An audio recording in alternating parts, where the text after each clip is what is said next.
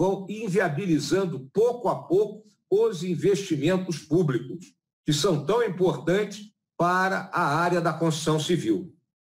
No campo da produtividade, nós estamos comprometidos, além de com a reforma tributária, com a abertura econômica e a transferência dos ativos públicos para a iniciativa privada.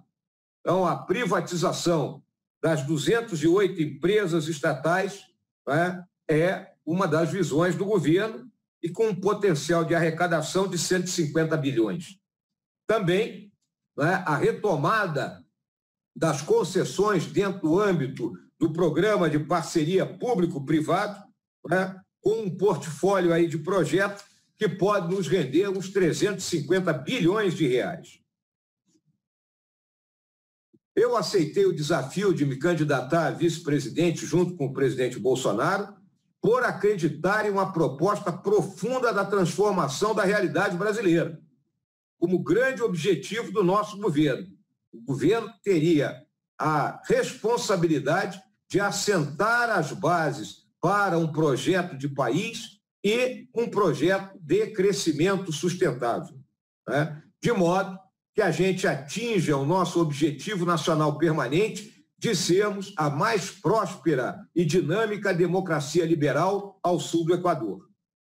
Esse objetivo não admite retrocesso. Então, eu deixo claro que nós estamos comprometidos com a institucionalidade democrática, com o equilíbrio e a harmonia entre os poderes constitucionais. Estamos procurando construir uma economia de mercado livre da ineficiência criada por décadas de excessiva intervenção estatal em vários setores. Nossa visão estratégica está sustentada pela gestão responsável do meio ambiente. Não vamos fugir disso. Em linha com os anseios da sociedade brasileira e todas as obrigações previstas no nosso texto constitucional. Eu lembro que a sustentabilidade tornou-se elemento incontornável no Pacto Geracional do século XXI. Nós precisamos usufruir dos recursos naturais de tal maneira que as próximas gerações também possam utilizá-los para que satisfaçam as suas necessidades. Observa-se atualmente, como você falou, uma aguda disparidade na utilização dos recursos ambientais no planeta. Embora os países desenvolvidos do hemisfério norte possuam apenas 1/5 da população global, eles consomem 70% da energia, 75% dos metais e 85% da produção de madeira. A proporção de fontes renováveis na matriz energética desses países é de 10%. Aqui no Brasil, é de 45%. Para produzir eletricidade, usamos pouco petróleo e carvão e muito expandirmos a geração de energia eólica, solar e de biomassa. O desenvolvimento sustentável da Amazônia é uma prioridade para o Estado brasileiro e a floresta e sua biodiversidade devem ser preservadas em benefício dos povos que lá residem. Infelizmente, observamos aí ao longo dos últimos 7 anos um aumento no processo de desmatamento, sobretudo no ano passado. Embora o patamar ainda esteja abaixo do pico observado no ano de 2004, temos o dever de combater com maior rigor a prática de crimes ambientais e a destruição do patrimônio natural de todos os brasileiros. Apesar da carência de recursos humanos que herdamos dos governos anteriores, os órgãos de fiscalização estão tomando medidas emergenciais para, com o apoio inestimável das Forças Armadas, conter o desmatamento e as queimadas. Eu lembro que desde o dia 11 de maio lançamos a Operação Verde Brasil 2, que já está entrando, então, no seu 3º mês de operações. Ela é um esforço abrangente do poder público no sentido de combater essas ilegalidades. Esperamos já nos próximos meses apresentar resultados positivos e deixar muito claro, não só para a sociedade brasileira, mas para o mundo como um todo, nosso compromisso com a preservação. Essa operação ela foi implementada em condições de urgência Lembrando que continuamos a combater, né, a pandemia, que está sugando todos os recursos disponíveis do Estado brasileiro. Mas pretendemos, até o final do presente mandato do governo Bolsonaro, ou seja, até 31 de dezembro de 2022, apertarmos o cerco por meio de operações de comando e controle na Amazônia, com a finalidade de reduzir o desmatamento e as queimadas ao mínimo aceitável. A reativação do Conselho Nacional da Amazônia Legal, entidade que tenho a honra de presidir, atende a esse objetivo de coordenar e integrar as ações governamentais para preservar, proteger e desenvolver a região, sempre em articulação com estados, municípios e a sociedade civil.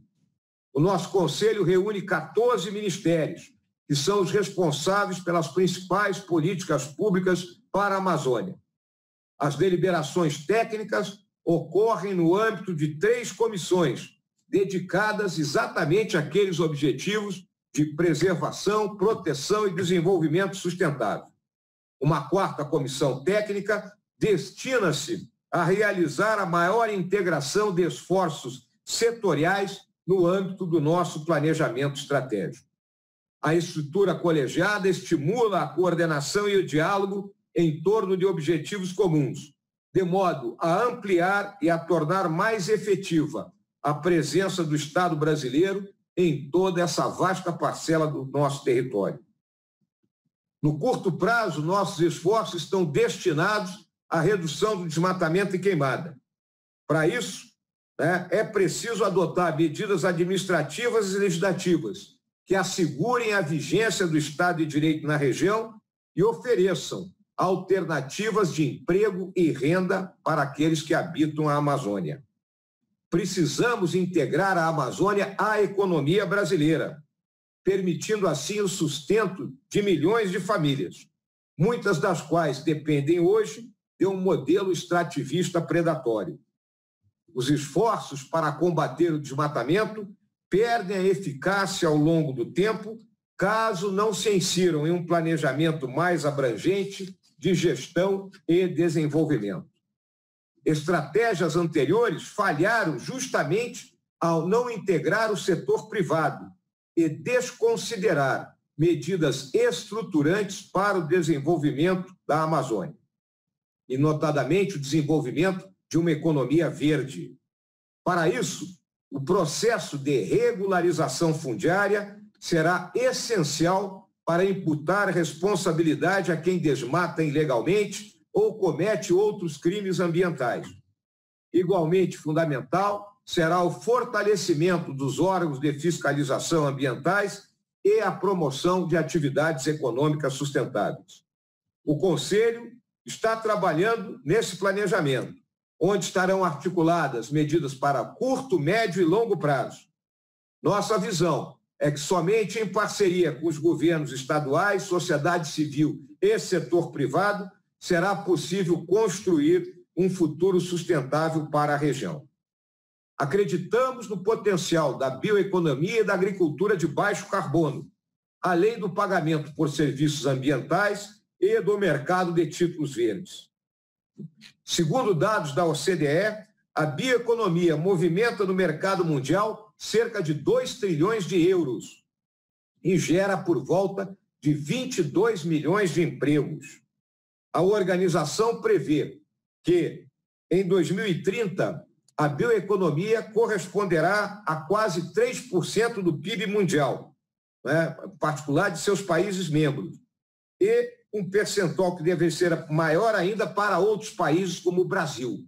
Então, esse é o espaço aberto para o Brasil lidar com a Amazônia. O Estado tem que atuar como coordenador, mas jamais como protagonista desse processo. O setor privado terá papel de destaque na construção de uma agenda econômica sustentável para a Amazônia brasileira. Temos consciência da crescente ressonância da problemática ambiental junto aos países desenvolvidos, sobretudo na Europa. No entanto, nos preocupa que a questão ambiental e, mais especificamente, o complexo cenário da Amazônia sejam utilizados como pretexto para medidas protecionistas que prejudiquem o comércio exterior brasileiro, em especial o nosso agronegócio. Precisamos abrir canais de interlocução que facilitem a superação das divergências e a construção de uma visão comum sobre os desafios e potencialidades da região. Também desejamos dar um andamento célere na aprovação do Acordo Mercosul-União Europeia pelos parlamentos dos países signatários. Este acordo, negociado por mais de 2 décadas, foi uma vitória do liberalismo comercial, conjugado com boas práticas de preservação do meio ambiente e desenvolvimento sustentável. Sua entrada em vigor abrirá novas perspectivas para o setor produtivo e ampliará as possibilidades de cooperação em diversas áreas, com benefícios diretos para os cidadãos que vivem em ambos os lados do Oceano Atlântico.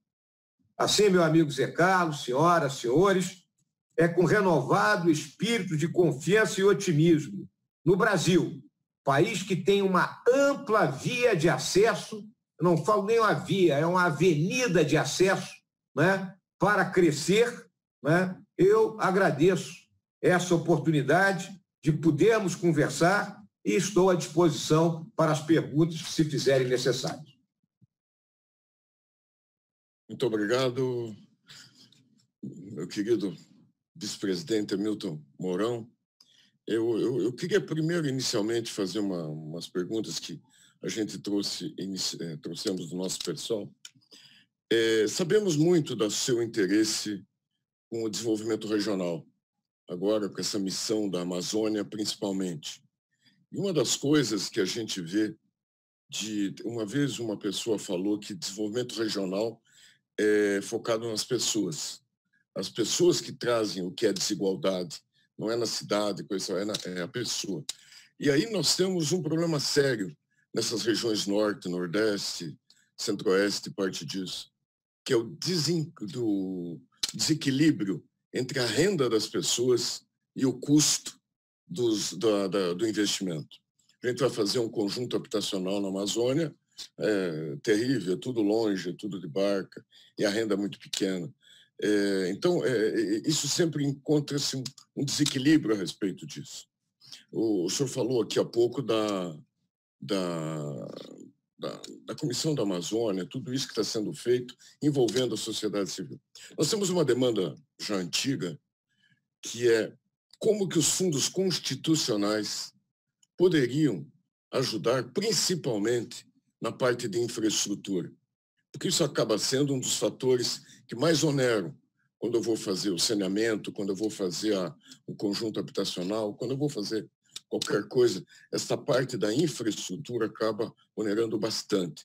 Como o senhor vê que poderíamos ajudar o desenvolvimento dessas regiões e tudo isso, integrando com os fundos constitucionais? E mais um ponto, nós temos várias associações, entidades, sindicatos na Amazônia filiados à CEBIC. Eles estão à sua disposição, vice-presidente. São eles que podem, de alguma forma, eles têm um conhecimento muito grande. Nós temos, por exemplo, o Sinduscom do Amapá, que tem um projeto muito grande lá de integração de uma área, que é uma área muito complicada na divisa ali, na divisa norte lá. Então, como é que a gente poderia também auxiliar sobre isso? Ou seja, como a gente envolve o Fundo Constitucional e como que nós podemos ajudar essa integração tão necessária da Amazônia e do Nordeste?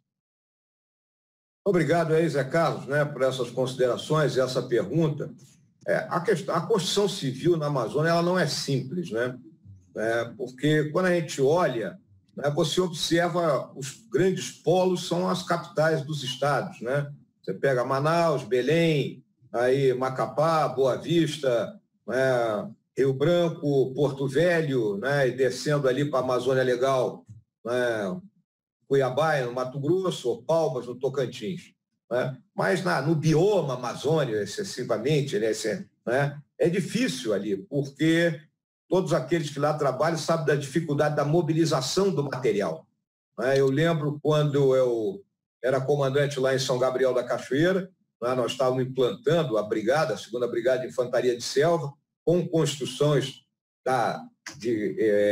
prédios para a brigada, de próprios nacionais residenciais para os militares que iriam morar lá, né? E a empresa que tinha vencido a licitação para essa construção, ela tinha uma dificuldade enorme na mobilização de material, tinha que trazer muita coisa de Manaus por balsa, o que encarecia, né, sobremaneira a construção. Então, foi essa parte que você abordou. Então, daí a necessidade de haver algumas diferenças de financiamento, né, para a construção na Amazônia, né? Não é construir na Amazônia totalmente diferente de construir no centro-sul do país.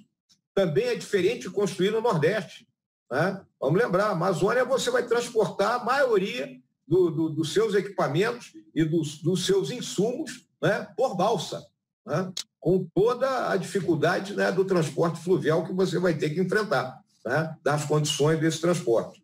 Então, realmente a utilização do Fundo do Norte, né, do Fundo da Amazônia, né, o trabalho do Banco da Amazônia. Eu tive semana passada lá em Belém, exatamente fui visitar ali a Sudã e mais ali o Banco da Amazônia, né? Essas entidades, elas possuem recursos próprios que podem ser empenhados em projetos de construção de moradias, né, por meio de, vamos dizer assim, de convênios dos governos estaduais, que obviamente terão que contratar empresas para que essas moradias sejam construídas. Então, eu vejo que é uma linha de ação extremamente viável, né? Construir moradias dignas, porque a gente vê nas nossas grandes cidades, notadamente ali Manaus, Belém, né, a população vivendo em palafita na beira do rio, né, diferente do ribeirinho, né, aí é outro conceito, né, mas nessas grandes cidades, né, termina por haver um agrupamento de favelas, né, que só faz degradar o ambiente, degradar, né, a vida em sociedade dessas pessoas e ser um ambiente propício para a circulação de ilegalidades e mais das doenças, né? Okay? Então, eu acho que existe esse espaço, a construção civil ela tem um papel importante, né, para a moradia na Amazônia e para outros, né, obviamente, outras as obras de infraestrutura, né? E aí entra a questão das concessões, né, onde a construção civil também tem o seu papel, né? Então, notadamente na Amazônia, portos, aeroportos, né, são áreas onde a nossa engenharia pode apresentar soluções, né, e que tem vários projetos aí naquele portfólio que eu falei, que chega a 350 bilhões de reais, isso aí, né, nessas parcerias público-privadas, né? Então, existe esse espaço, mas, face às dificuldades, né, de mobilização de material, de insumos, às vezes até própria contratação de alguma mão de obra, né, os fundos e o Banco da Amazônia e a Sudã poderiam ter uma participação junto com os governos estaduais nisso aí. Tá bem? Então, fique no seu radar aí, vice-presidente, a nossa solicitação para que os fundos constitucionais apoiem esses programas, principalmente essa parte do saneamento, a parte do habitação, essas coisas que dão a dignidade à família. É muito importante eles poderem participar disso. E também conte com as nossas entidades aí do Norte, do Nordeste, para poder participar da discussão e poder contribuir com alguma coisa para que possa se ter cada vez mais projetos melhores, sabe, presidente? Eu queria também lhe falar... Pois não, presidente. O novo marco do saneamento ele vai abrir uma boa via de acesso também para essa questão. Sem dúvida. Eu sempre brinco, né? Saneamento, às vezes tem gente morrendo com doenças ligadas ao saneamento na beira do Rio Amazonas, né? E a gente abre a torneira em Dubai e sai uma água cristalina, né? Eu acho que isso aí é uma coisa né, que eu acho que agora a gente começa a consertar esta coisa deturpada por tantos anos aí. Nós chegamos, como CEBIC, há uns 3, 4 anos atrás, aqui a gente é muito omitido, sabe? Nós começamos a fazer uma coleta de assinaturas para fazermos um projeto de iniciativa popular para conter gasto público, porque acho que foi 2016, 2017, por aí. E nós começamos a fazer isso, daí imediatamente foi votado o teto do gasto e acabou não precisando gastar toda essa energia. Eu lhe digo isso porque a importância que esse assunto tem conosco, porque nós estamos diretamente ligados a investimento. E a gente defende o teto do gasto, a gente defende que esse é o caminho do país criar credibilidade, de ter confiança no futuro, né? Então, eu queria que o senhor falasse um pouco sobre reforma administrativa. Qual é o grau de importância? Como é que o senhor está vendo isso? Qual é a possibilidade que o senhor sente dentro do Congresso Nacional de poder levar isso em frente? Zé Carlos, a reforma administrativa, né, ela foi toda ela preparada pela equipe do Paulo Guedes, em particular era o Paulo Ebel que estava à testa desse trabalho. O Paulo Ebel, ele é um rapaz, né, eu falo que ele é um rapaz, é um jovem, né, extremamente dinâmico, vibrador, né? Eu tenho uma admiração grande por ele, né? E o Paulo, ele andou de ministério em ministério, autarquia em autarquia, conversou com todo mundo, montou um excelente arcabouço e estava pronto para, em final de fevereiro, ser apresentado ao Congresso para entrar em discussão. Aí veio a pandemia e paralisou essa discussão, né? Ela vai voltar agora, né? Conforme eu coloquei, assim que o Legislativo, né, retomar as suas atividades normais, né, nós temos que colocar na pauta do Congresso a discussão da reforma administrativa. Agora, uma coisa tem que ficar clara, ela não resolve o nosso problema de curto prazo, né? Nós temos um Estado inchado pela quantidade de servidores, aí a questão da estabilidade, a questão do concurso público, né? Nós temos uma imensa dificuldade de contratar temporariamente a mão de obra. Eu cito um caso específico, das nossas agências ambientais. Nossas agências ambientais estão com 50% do efetivo, né? Sem condições de operar na Amazônia, né?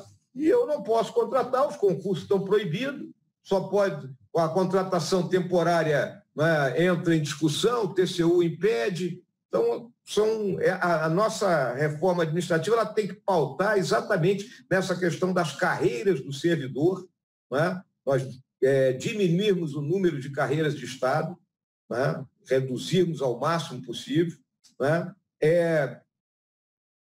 Equilibrarmos o salário de entrada. Não é possível que o camarada entre numa carreira ganhando já 2/3 do que ele vai receber em final de vida, vamos colocar assim, né? Então não é possível, ele tem que ter uma progressão, né, por mérito, né? Não é porque a pessoa fez um concurso que ela já entra no topo da carreira. Então, é importante, se nós não conseguirmos levar adiante essa reforma administrativa, realmente, Zé Carlos, né, o Estado vai terminar por ficar inviável. Nós teríamos que romper a questão do teto de gasto e aí, a nossa parte macroeconômica perderá totalmente a confiança e, como consequência, o país vai ficar numa situação difícil, né? Foi uma sucessão de medidas que vieram sendo tomadas ao longo do tempo e a conta chegou. A conta chegou exatamente nesse momento agora, né? Então, nós temos que buscar enxugar os gastos do dia a dia dos ministérios. Ainda se joga muito dinheiro fora, pode ter certeza disso aí, muito recurso mal gasto, né? Falta ainda um certo comprometimento na administração pública na hora, né, de realizar o gasto, né, seja do custeio, seja do investimento, né? Aí a gente vê essa quantidade, né, de obras inacabadas por projetos mal feitos, né? Vemos também, né, no dia a dia do custeio dos ministérios, né, recurso mal empregado, né, compras totalmente fora da dimensão, num momento em que nós temos, né, vamos dizer assim, toda a oportunidade de empregar as ferramentas da tecnologia da informação para baratear o custo. Acho também, né, que a questão do trabalho à distância, né, o home office aí, ele vai vir para ficar também no setor público, né? Poderemos reduzir o número de pessoas aí, temos não sei quantos prédios alugados aqui em Brasília que poderão ser desalugados. Então, nós temos que atuar em todas essas, né, vertentes, de modo que a gente consiga, né, salvar a maior parte de recursos para que possa entrar em investimento, né, e, como consequência, o poder público preservar a sua capacidade de contribuir para a melhoria da situação econômica e a geração de emprego e renda. Tá bem? Ok, Milton. Tem um outro ponto que eu queria voltar um pouquinho naquilo que a gente falou um pouco antes, na introdução, que hoje a gente está dando início a esse ciclo de discussões, sabe? E nós gostaríamos de entrar bem a fundo nas coisas para ver o que a gente pode ajudar. Uma série de fatores. O que a gente sente é que o cidadão comum não sabe das verdades. Eu ontem à noite estava assistindo um canal de TV e comecei a assistir uma moça lá falando do desmatamento da Amazônia, falando uma série de coisas que eu lhe confesso que imagino que ser uma pessoa razoavelmente conhecedora dos fatos, não tinha conhecimento. Então, eu vejo uma desinformação muito grande. E o que a gente pretende é exatamente levar isso lá para a base. A nossa capilaridade, com os nossos 2 milhões de trabalhadores, com as nossas 100 e tantas mil empresas que congregamos aqui, para a gente poder ajudar. Então, o que eu queria muito lhe perguntar é o seguinte: quando o governo Bolsonaro, Hamilton Mourão, ganhou a eleição, tivemos, inclusive, lá no CCBB, não sei se lembra, tivemos lá, junto com um amigo comum, né? E levamos lá aquele projeto nosso, que era 1 milhão de empregos, levamos uma série, e temos interagido com o governo. Nós sabemos perfeitamente que o governo de vocês, quando entrou, ele estava com tudo na cabeça. Isso eu acho que é uma das coisas mais erradas que existe por aí, é dizer que o governo Bolsonaro não tem projeto. Podem até ser questionados, mas vocês sabem para onde queriam, aonde querem chegar. Eu queria lhe provocar agora, no sentido seguinte: o governo Bolsonaro, Mourão, o que vai deixar em 2022 de legado, que é a convicção de vocês? Eu acho que isso é um ponto básico, vice-presidente, para que a gente possa começar a mostrar para as pessoas, que eu vejo no meu público interno uma desinformação muito grande. Hoje nós estamos muito bombardeados por informações. Esses dias um amigo meu falou isso, né? Hoje a gente é bombardeado por informação, não por conhecimento, que é aquela coisa muito imediatista, que é muito pequena, não é aprofundado, né? Então, vamos dizer, é isso que eu queria falar. O que nós podemos esperar em 2022, imaginando um primeiro mandato, sem falar no segundo, mas pensando num primeiro mandato, o que a gente pode imaginar para delegados do governo? Bem, Zé Carlos, o presidente Bolsonaro, né, ele foi eleito, né, numa onda, vamos dizer assim, de busca da moralização da política, né?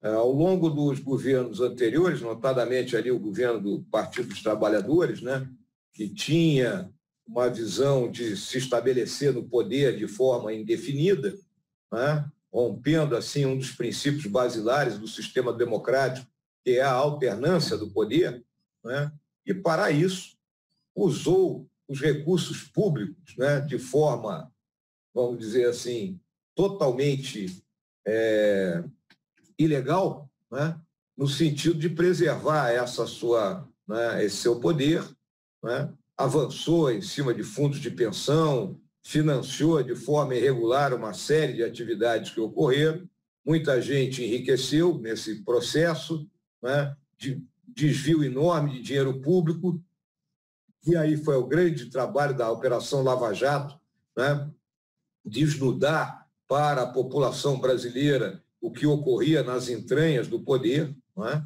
Uma relação promíscua entre o executivo e o legislativo praticamente comprado pelo executivo, né?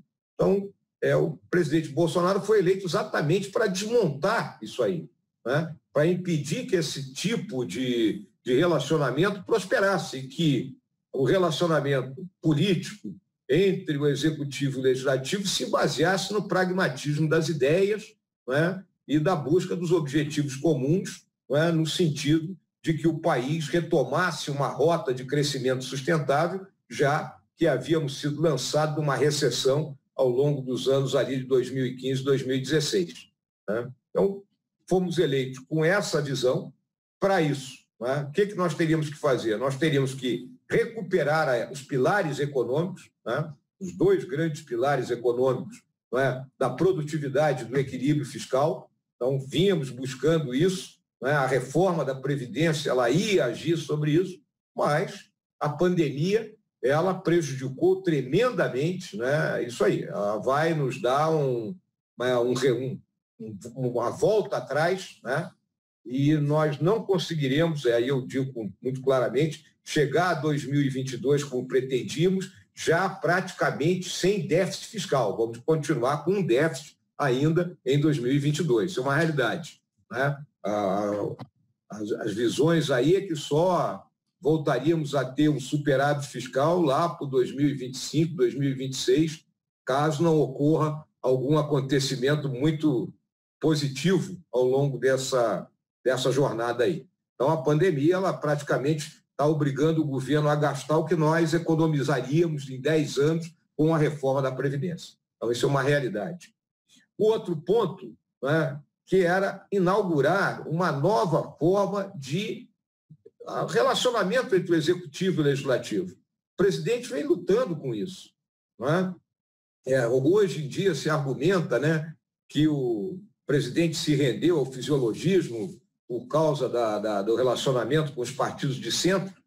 A realidade, né, é uma só. Né? Todo presidencialismo, né, ainda mais num Congresso multifacetado como o nosso, tem que haver uma coalizão de partidos para que o governo consiga levar avante as suas ideias. Né? Em nenhum momento o presidente irá, né, se afastar daquilo que são as ideias mestras de não enveredar pelo caminho da corrupção. Mas a participação de partidos, né, que apoiam o governo, né, em cargos no executivo, eu vejo isso como algo natural. E desde que as pessoas designadas para esses cargos também estejam à altura dos mesmos. Né? Não pode ser pura e simplesmente, né, o fisiologismo dos cargos. Então, no ano passado, o presidente não conseguiu, não levou avante essa visão. Né? Isso, se tivesse sido feito, na minha opinião, desde cedo, nós teríamos aprovado a reforma da Previdência mais rápido e talvez já tivéssemos avançado em outras reformas no ano passado. Tá? Essa é a minha visão. Agora, o presidente adotou essa linha de ação que eu acho que será, né, frutífera para os próximos 2 anos e meio de governo. Né? E indo no ponto final daquilo que é a tua questão, o que nós temos que entregar em 2022?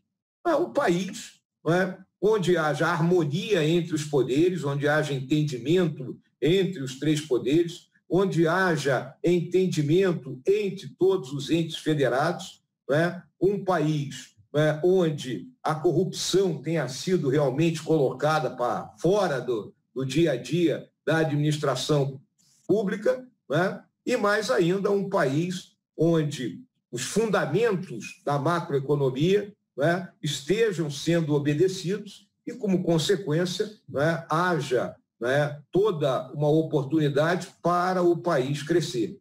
Né? Gostaríamos, é isso que eu estou te dizendo, né, de chegar a 2022 com o equilíbrio fiscal já, né, nas nossas mãos, mas vejo que há com dificuldade para isso acontecer. Né? A nossa luta dos próximos 2 anos é recuperar a economia que tomou esse baque, né, agora, nesse ano, né, e chegarmos com um crescimento do PIB aí na faixa dos 3,5% a 4% em 2022, será algo extremamente, vamos dizer assim, extremamente benéfico para o país como um todo. Tá bem?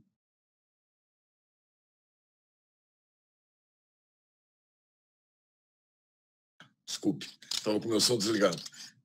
Mas deixa eu lhe dizer, eu vou aqui aproveitar, né, e fazer o nosso merchandising aqui, né, de algumas coisinhas que eu vou lhe falar sobre o CEBIC.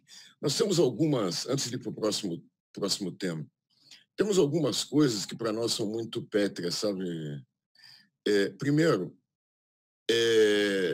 a gente tem uma máxima que diz o seguinte: é melhor 1000 obras de 30 mi do que uma de 30 bi, sabe? Por quê? Porque a gente sabe que isso dá um resultado imediato para a economia, que isso desconcentra, que a gente atua no Brasil inteiro e coisa desse tipo. Então, isso era uma primeira coisa que eu gostaria muito de estar aí no seu radar, que sempre tivesse, que a gente sempre briga por isso, para que se possa fazer. Tem um outro ponto também, que é assim, eu fazia muitos anos, que isso é uma briga até pessoal minha, uma demanda pessoal, que eu sempre imagino, poxa vida, quanto que o governo federal investe por ano em construção civil? E não tem um lugar dentro do governo, tem vários lugares, mas não tem um lugar que monte uma estratégia de construção. Para onde eu quero fazer uma estratégia relativa à inovação, sustentabilidade, ou seja, sabe, não tem não delineia em algum local como deveria. O Ministério da Educação faz do jeito, Saúde faz do jeito, Justiça faz do jeito, cada um faz de um jeito. Então, é uma demanda nossa, desde aquela época lá do CCBB também, que a gente levou à época o Onyx Lorenzoni, para que a gente crie dentro de algum lugar do governo, mas com gente com caneta, que pudesse montar uma estratégia de como eu poderia fazer políticas, mas que você usou uma palavra muito importante aí, que, vamos dizer, se analisar, a economia está muito lastrada em nosso setor para ser mais competitivo. Se a gente conseguir fazer mais com o mesmo volume de recursos, e é o próximo assunto que eu queria entrar, se a gente conseguisse fazer mais com o mesmo volume de recursos, era melhor para todo mundo. Tem uma coisa que a gente sempre diz no Brasil, que a nossa taxa de investimento é baixa. Com relação ao PIB, não tenha dúvida, baixíssima. Mas tem um agravante, que é assim, o nosso investimento demora muito a dar o retorno. As nossas obras são prolongadas, elas param, elas travam, ninguém analisa o custo do que é isso para a sociedade brasileira. Ou seja, o investimento é baixo e o retorno que ele dá é muito demorado. Então, vamos dizer, o retorno que é dado como competitividade é muito pequeno. Então, teria que ter alguma coisa mais estratégica para mexer nisso. A gente colocou aqui o crescimento trabalhando com as desigualdades, em cima do investimento, todos esses pontos aí. E já foi falado, a gente já teve com o ministro Braga Neto, com o próprio presidente, e existe a possibilidade, a ideia, tive com o ministro Tarcísio há poucos dias também, sobre o programa Pro Brasil, com a parte Ordem e a parte Progresso. Né? E eu queria, então, que você pudesse falar um pouquinho também para nós do que está se pensando no governo nesse programa Pro Brasil, Ordem e o Progresso. Tudo bem, Zé Carlos. Realmente, né, no preâmbulo que você fez aí, todo mundo faz obra aqui no governo, né? Porque quando se fala em construção, o pessoal pode pensar, não, o Ministério da Infraestrutura. Não, a infraestrutura, o desenvolvimento regional, o Ministério da Defesa, né? Todo mundo tem alguma obra, saúde, né? O Ministério da Educação dentro das universidades, né? Então, tem obra para tudo que é lado, realmente. Tá? Mas o que eu estou vendo, né, em relação ao Pro Brasil, ele veio para tentar dar uma ajustada nessa questão, que é essa demanda que você colocou. Esse planejamento está ainda fechado lá na Casa Civil, né, que eles criaram uma comissão. Eu tenho até um integrante aqui da vice-presidência que é ouvinte lá, né? Ok? O Braga Neto me fez uma apresentação rápida ali na semana passada, né? Ainda está fechado esse assunto, mas o que eu posso dizer, qual foi a metodologia que eles utilizaram, né? Principalmente nessa questão do progresso, né? Que afeta aí a área da CEBIC, né? Eles pegaram todos os ministérios, levantaram os diferentes projetos existentes e fizeram uma seleção dentro desses projetos em torno daqueles. Está orçamentado, né? Está iniciado, né? Existe possibilidade de suplementação orçamentária e fizeram uma tabela de dupla entrada, né? E que eu saiba, né? Fizeram uma matriz, né? E selecionaram um número X de projetos que serão tocados pelo governo federal com investimento público e é algo praticamente centralizado dentro dessa visão que você colocou, né? Acredito que são valores aí, o valor total disso seria na faixa aí de uns 25 a 27 bilhões de reais, que que é o que, né, vamos dizer, nós temos condições de investir no momento nessa questão aí de infraestrutura, construção, etc. e tal, e vamos dizer assim, acho que é um número bom para a gente dividir, não em obras, né, suntuosas, maravilhosas, como tu disseste bem, né, mas com isso aí pulverizado pelas diferentes partes do Brasil, né, gerando, então, emprego e renda, que a gente sabe que é um multiplicador isso aí para geração de emprego e renda, né, e, óbvio, caminhando paralelo à questão do PPI, né, do Programa de Concessões, né, que aí realmente é um portfólio bem maior e que também vai atrair, né, os investidores privados e, como consequência, esses investidores privados terão que contratar as empresas ligadas aí à CEBIC, né, no sentido de tocar para frente essas obras todas. Então, eu vejo que, né, tanto pela parte do investimento público como do investimento privado, né, haverá uma janela de oportunidade muito grande aí a partir do momento que o plano for apresentado. Eu só creio que será ali pelo próximo mês de agosto, né, esse plano vai ser apresentado. Da forma como foi montado, eu achei extremamente interessante, porque ele está com os pés no chão. Né? Então, não é aquela coisa de papel. Né? E papel aceita tudo. Né? Então, ele não está no papel, ele está algo realmente factível, exatamente, e o que eu achei importante é trabalhando dentro daquilo que é a capacidade orçamentária com alguma suplementação. Tá bem?